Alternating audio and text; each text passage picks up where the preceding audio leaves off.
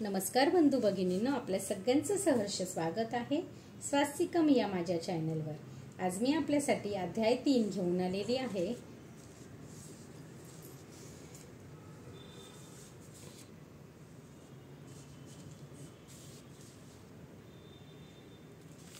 श्री गणेशाय नमः।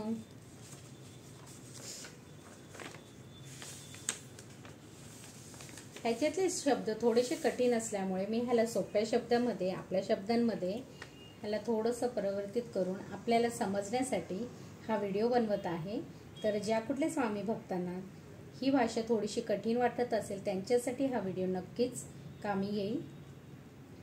स्वामी चरणी प्रार्थना की स्वामी तुमच्या ज्या कुठल्या भक्तांपर्यंत तुम्हाला हा व्हिडिओ पोहोचवायचा असेल त्यांच्यापर्यंत हा नक्कीच व्हिडिओ पोहोचू दे। श्री स्वामी समर्थ। श्री गणेशाय नमः। धन्य धन्य ते या जगती स्वामी चरणी ज्यांची भक्ती, त्यांनी नाही पुनरावृत्ती पद पावती कैवल्य।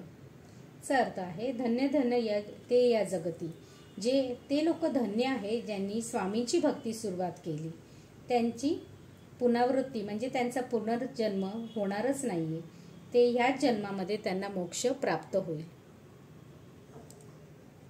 गताध्यायी कथा सुंदर स्वामींनी निवेदिली स्वचरित्र आणि बाबा दिगंबर त्यांचे वृत्त निवेदिले। मागील अध्यायामध्ये कथा सुंदर होती, स्वामींनी निवेदली स्वचरित्र, स्वामींनी स्वतःचं चरित्र सांगितलं आणि बाबा दिगंबर यांचंही वृत्त सांगितलं। निर्विकार स्वामी मूर्ती लोका चमत्कार दावती, काही वर्षी करुणी वस्ती मंगळवेडे सोडिले। निर्विकार स्वामी मूर्ती, स्वामी जे आहे त्यांना ते लोकांना चमत्कार तिकडे दाखवत होते आणि काही वर्ष असंच चमत्कार लोकांना ते दाखवत मंगळवेढा सोडलं त्यांनी। मोहोळ माझी वास्तव्य करिता आप्पा टोळ झाले भक्त, तेथील साकल्य वृत्त अल्पमती कैवीवरून। मोहोळ माझी वास्तव्य करिता म्हणजे मोहोळ माझी मध्ये त्यांनी वास्तव्य केलं होतं आणि आप्पा टोळ त्यांचे भक्त झाले, तेथील साकल्य वृत्तीतलं वृत्त ते सांगत आहेत अल्पमती केवीवरून। मी माझ्या अल्पमती म्हणजे माझ्या छोट्याशा बुद्धीने हे कसं काय वर्णन करू। स्वामी चरित्राचे हे सार म्हणून केला नाही विस्तार, वर्णिता कथा समग्र ग्रंथ पसरे उदधीसम। स्वामी चरित्राचे हे सार, हे स्वामींच्या चरित्राचे हे जे सार आहे त्याला म्हणून मी विस्तार नाही केला। वर्णिता कथा समग्र ग्रंथ पसरे उदसीम, समग्र कथा वर्णित केली आहे आणि ग्रंथाचा विस्तार समुद्राच्या प्रमाणे आहे। सर्व घेऊनी स्वामींसी टोळ जाती अक्कलकोटासी, अर्धमार्गावरून टोळांसी मागे परतणे भाग पडे। सर्व घेऊनी स्वामींसी, सगळे स्वामींना घेऊन टोळ अक्कलकोटाला गेले आणि अर्धमार्गावरून टोळांना परत यानं भाग पडलं।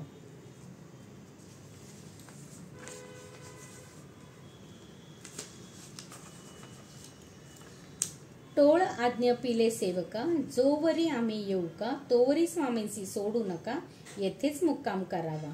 टोळांनी आपल्या सेवकांना आज्ञा केली की जोपर्यंत मी परत येत नाही तोपर्यंत स्वामींना तुम्ही सोडू नका आणि येथेच मुक्काम करा। तेथे एक अविंद होता, तो करी तयांची थट्टा, परी काही चमत्कार पाहता महासिद्ध समजला।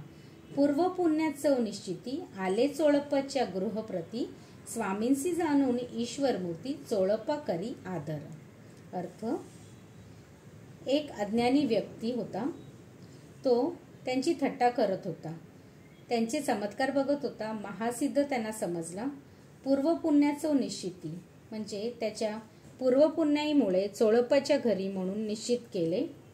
चोळप्पाचे ग्रह स्वामी जाणून ईश्वर मूर्ती, स्वामींना त्यांनी ईश्वर समान समजून चोळप्पा त्यांचा आदर करीत असे। चोळप्पाचे भाग्य उदले यतिराज गृहासी आले, जैसी कामधेनू आपण बळे दरिद्राच्या घरी जाय। चोळप्पाचं भाग्य उदय झाला कारण स्वामी त्याच्या घरी आले।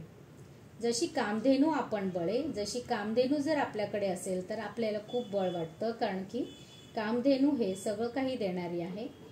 तसंच चोळप्पालाही वाटलं की त्याचं भाग्य उदय झाला आणि त्याचं दारिद्र्य घरी जाय।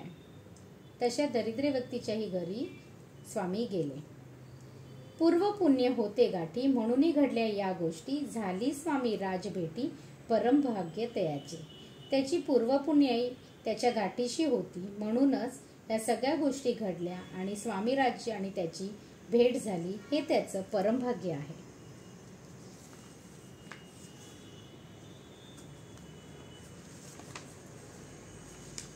धन्य ध्येय तयाचे सदन, ते स्वामींचे वास्तव्यस्थान. सुरवराचे दुर्लभ चरण, तयाच्या घरी लागले. त्याचं घर धन्य धन्य आहे, जिकडे स्वामींनी वास्तव्य केलं. आणि सुरलभ दुर्लभ चरण म्हणजे प्रत्येकाला सुरमय देवतांची पूजा करणे शक्य नाही. ती सगळी सेवा त्यांना करता आली. योगाभ्यासी योग साधती, तडी तापडी मार्गी श्रमती. निराहार कितीक राहती, मौन धरती कित्येक एक. योगाभ्यास करणारा साधक अनेक कठीण तपस्वी साधना करतो. तो तापदायक मार्गावर पावले टाकतो. भूक न लागता अनेक दिवस राहतो आणि शांततेच्या स्थितीत मौन धारण करतो. हे सर्व केल्यामुळे तो योगाच्या उच्च स्थितीला प्राप्त होतो. एकचरणी उभे राहून सदा विलोकती गगन. एक गिर गौरी बैसून तपश्चर्या करीताती. एक योगी अथवा एक साधक एकाच पायावर उभे राहून आणि आकाशात तपश्चर्या करत राहून पर्वताच्या गडावर बसून तपश्चर्या करतो. याचा अर्थ साधक स्थिरता आणि समर्पणाने साधना करतो आणि त्याच्या साधनेची गहनता दर्शवितो. एक पंचाग्नी साधन करीती, एक पवनाते भक्षिती. कित्येक संन्यासी होती, संसार अवघा सांडुनी. पंचाग्नी साधन म्हणजे संन्यासीचे 5 अग्नीशी संबंध ठेवून केलेले कठोर तप. आणि एक पवनाने खाणारे म्हणजे वायूही त्याच्या प्रभावाखाली असलेली. संन्यासी जरी कितीही तपश्चर्या करत असले तरी संपूर्ण संसार त्यांच्या परिभ्रमणातच सांडतो.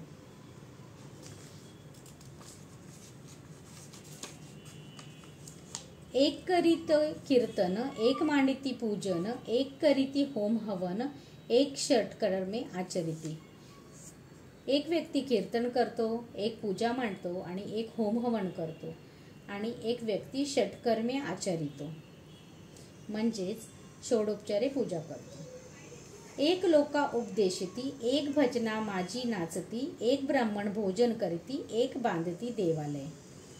काही एक लोक उपदेशिती म्हणजे एक लोकांना उपदेश करत आहे, एक भजनामध्ये इतका गुंग होऊन नाचत आहे, एक ब्राह्मण भोजन करत आहे, एक व्यक्ती ब्राह्मणांना भोजन देत आहे, एक बांधिते देवालय म्हणजे एक देवालय बांधत आहे म्हणजे स्वामींचं मंदिर बांधत आहे. परिजयाचे चरण दुर्लभ सदकिच्चो वाचन, केली यासी नाना साधन, भाव वेण सर्व व्यर्थ. परिजयाचे चरण म्हणजे जो व्यक्ती भगवंताच्या चरणामध्ये शरणागती घेतो त्याला दुर्लभ सदकी वाचन म्हणजे त्या व्यक्तीला खरे भक्ती संप्रदाय आणि साधना प्राप्त होणे अत्यंत कठीण आहे. केली यासी नाना साधन म्हणजे अनेक प्रकारच्या साधना, अभ्यास आणि प्रयत्न केला तरी भाववीण सर्व व्यर्थ म्हणजे भावना शून्य असलेले सर्व प्रयत्न आणि साधना व्यर्थ ठरतात. योगायादिक काही चोळप्पाने केले नाही, परिभक्ती स्तव पाही स्वामी आले सदनाते. योग किंवा या काहीही चोळप्पाने नाही करून सुद्धा त्याची भक्तीवर प्रसन्न होऊन स्वामी त्याच्या घरी आले. त्याची देखून या भक्ती स्वामी तेथे भोजन करिता, तेव्हा चोळप्पाच्या चित्ती आनंद झाला बहुसाळ.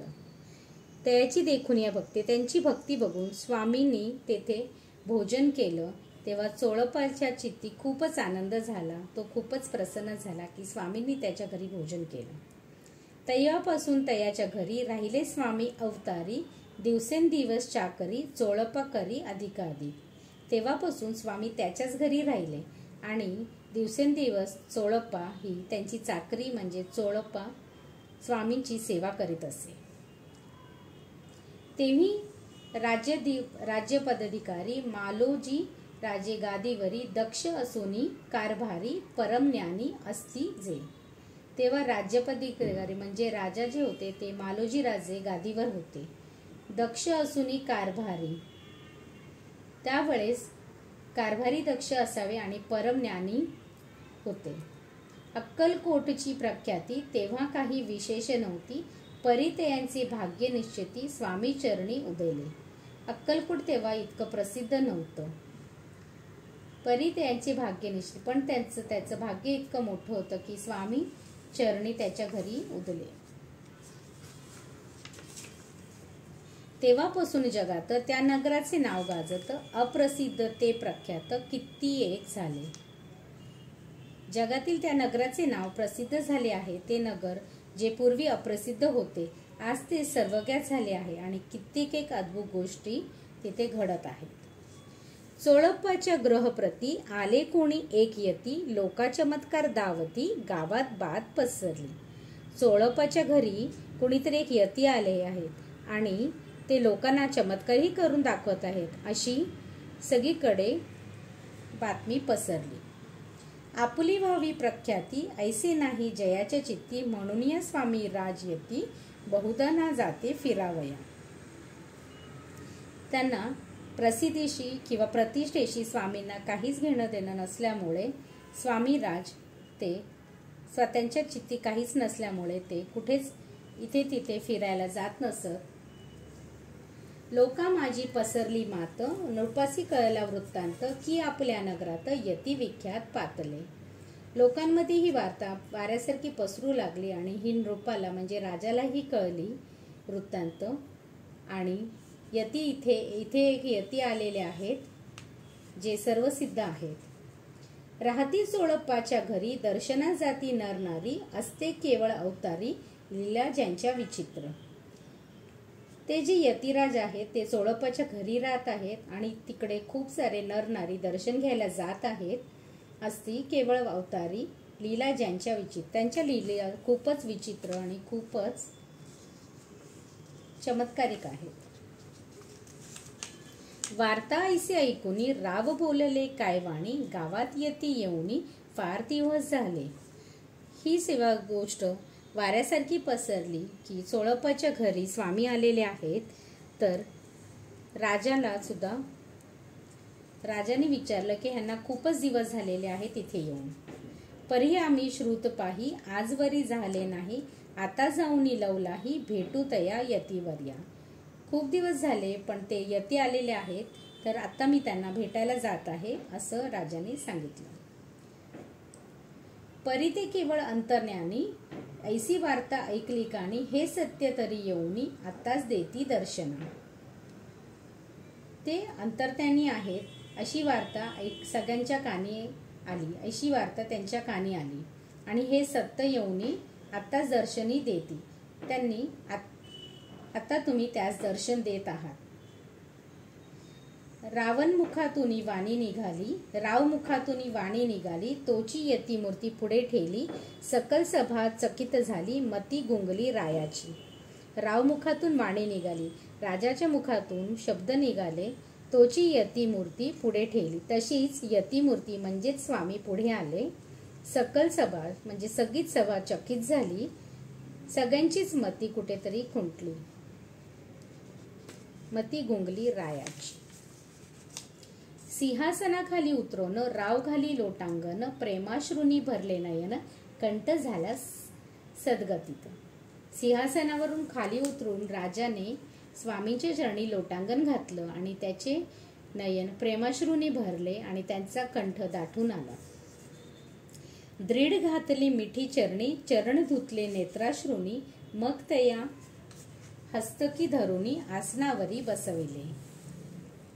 त्यांनी त्यांच्या चरणी दृढ मिठी घातली राजाने स्वामींच्या चरणी आणि त्यांच्या नेत्राश्रुनीच त्यांनी स्वामींचे चरण धुतले आणि त्यांना हात धरून आसनावर बसवलं.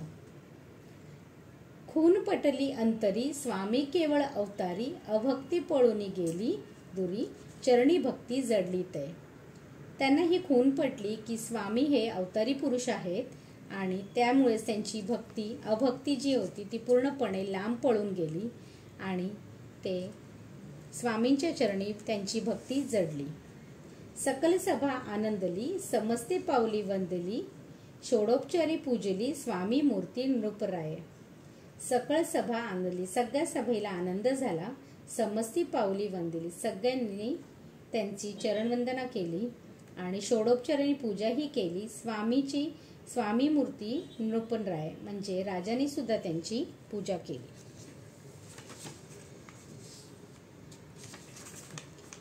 निराकार आणि निर्गुण भक्तांसाठी झाले सगुण, तयांच्या पादुका शिरी धरून विष्णू नाचे ब्रह्मानंदे. निराकार आणि निर्गुण भक्तांसाठी झाले सगुण. निराकार आणि निर्गुण परमेश्वर हे भक्तांसाठी सगुण रूपामध्ये स्वामींच्या रूपांमध्ये अवतार घेऊन आले आणि त्यांच्या पादुका शिरी धरून म्हणजे डोक्यावर ठेवून विष्णू नाचे ब्रह्मानंदे. विष्णू ब्रह्मानंद प्रमाणे नाचत आहे. इति श्री स्वामी चरित्र सारामृत नाना प्राकृत कथा सन्मंत प्रेमळ भक्त परिसोत तृतीयाध्याय गूढहा. श्री स्वामी चरण पर्णमस्तु. शुभं भवतु, शुभं भवतु, शुभं भवतु.